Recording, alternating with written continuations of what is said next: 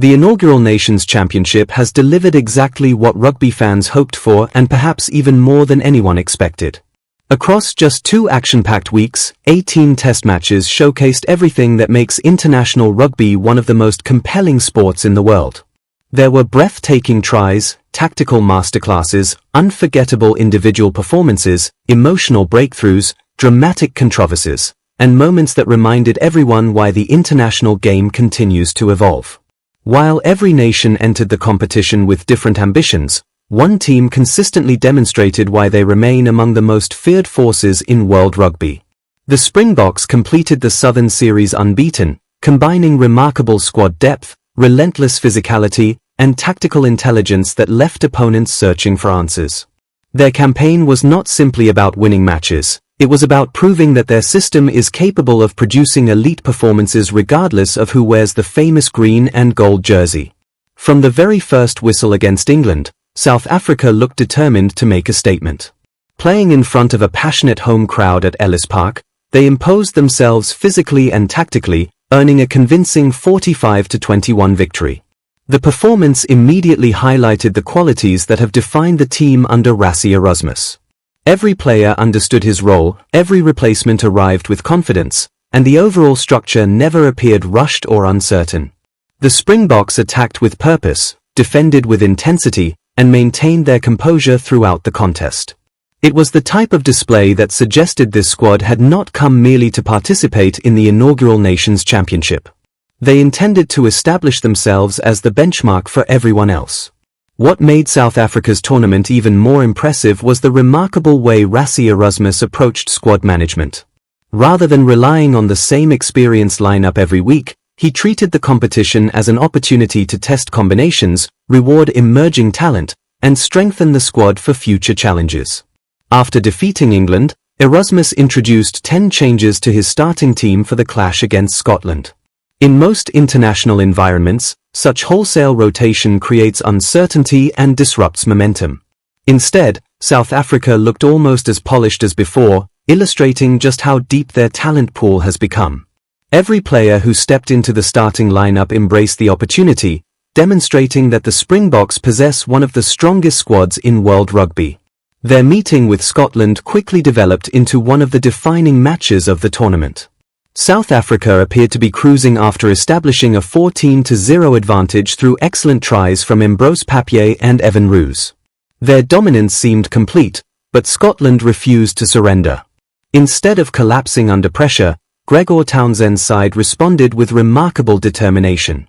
Matt Fagerson and Kyle Rowe crossed the try line before halftime, leveling the score at 14-14 and reminding everyone that this Scottish team has grown significantly over recent seasons.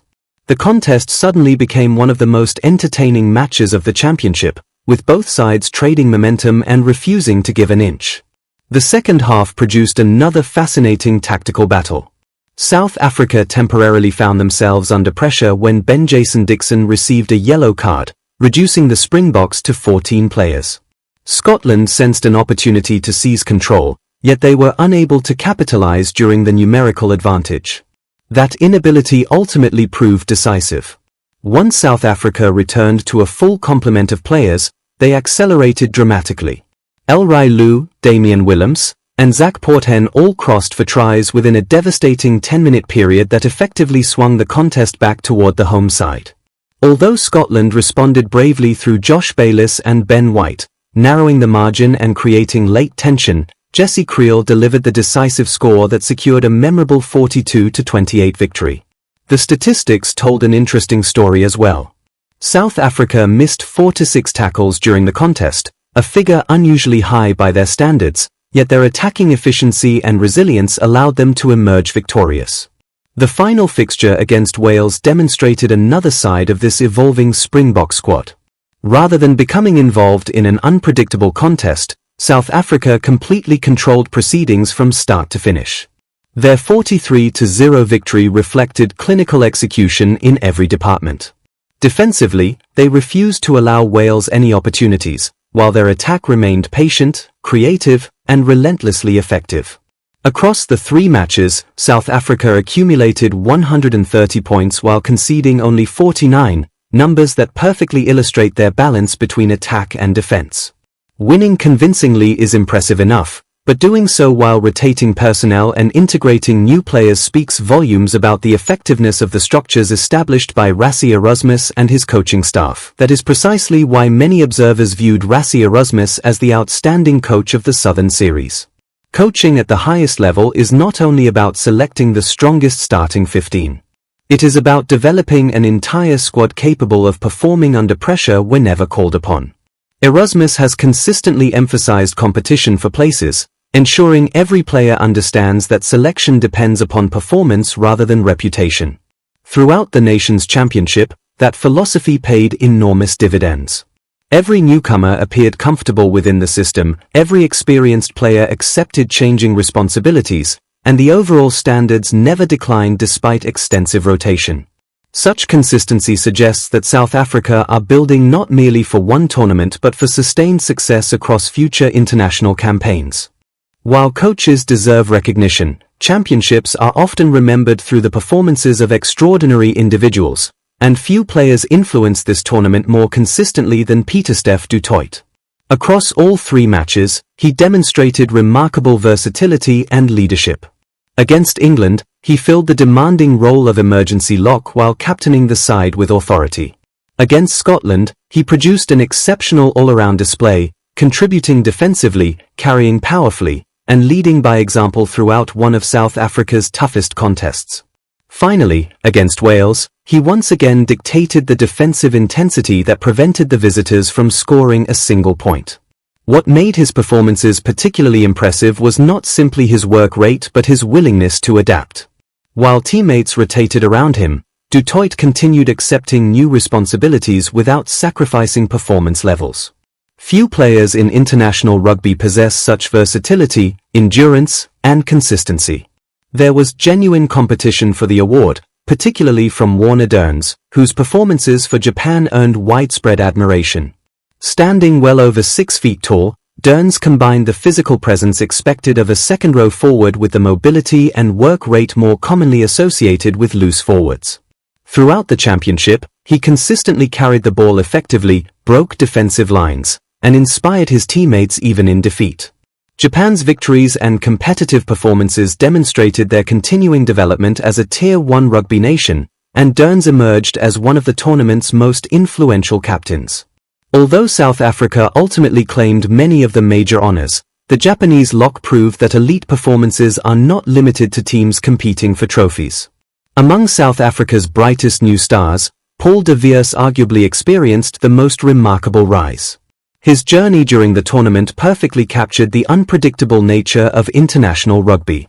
Originally not expected to play such a significant role, circumstances presented him with an opportunity shortly before kickoff in the opening round. Rather than simply surviving his debut, he immediately impressed coaches and supporters alike. From that point onward, he remained in the starting lineup for every test, displaying maturity that far exceeded his international experience. His breakdown work repeatedly disrupted opposition attacks, while his intelligence in open play allowed him to contribute far beyond traditional expectations for a loose forward. One of his defining moments arrived against Wales when he produced a crucial turnover just meters from South Africa's own try line, preventing certain points and shifting momentum back toward the Springboks. Earlier in the tournament, he had also demonstrated his attacking instincts by operating confidently as a first receiver during line-out movements before eventually crossing for a deserved try from a powerful driving maul. Such versatility immediately sparked conversations about South Africa's future back-row combinations. With established captain Siya Kolisi remaining a central figure within the squad, many analysts began debating how Rassie Erasmus might accommodate both players together in his strongest lineup. For a newcomer to generate that level of discussion after only 3 tests speaks volumes about his remarkable impact.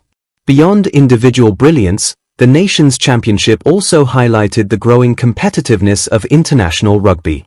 Scotland, under the guidance of Gregor Townsend, continued to demonstrate that they belong among the game's elite. Their impressive victory over Argentina earlier in the competition showcased attacking ambition and composure away from home, while their spirited challenge against South Africa proved they can compete physically with the world's strongest teams. Townsend deserves enormous credit for developing a squad capable of defeating traditional rugby powers within the same calendar year. Such progress suggests Scotland will remain dangerous opponents as future international tournaments approach. Meanwhile, New Zealand quietly assembled another outstanding campaign. Victories over France, Italy, and Ireland reminded everyone why the All Blacks remain one of rugby's most respected teams. Their thrilling victory over France in Christchurch demonstrated exceptional resilience under pressure, while later successes confirmed their consistency throughout the competition.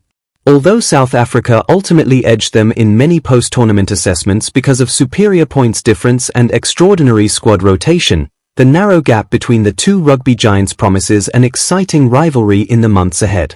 Rugby supporters around the world can already anticipate future clashes between these powerhouse nations, knowing each encounter has the potential to become another classic. As the inaugural Nations Championship reached its conclusion, one message became unmistakably clear. International rugby has entered an exciting new chapter where depth, adaptability, and intelligent coaching are becoming just as important as raw talent. The Springboks emerged as deserved champions of the Southern Series not only because they scored more points or won more matches, but because they consistently demonstrated the qualities required to remain successful over the long term. Under the guidance of Rassie Erasmus, supported by experienced leaders such as Pieter-Steph du Toit, rising stars like Paul de Villiers, and an expanding group of talented internationals, South Africa appear exceptionally well prepared for the challenges that lie ahead. Yet the tournament also reminded fans that rivals including New Zealand, Scotland, France, Argentina, and Japan continue to improve, ensuring that every future test match promises fresh drama, unforgettable moments, and another opportunity for rugby history to be written.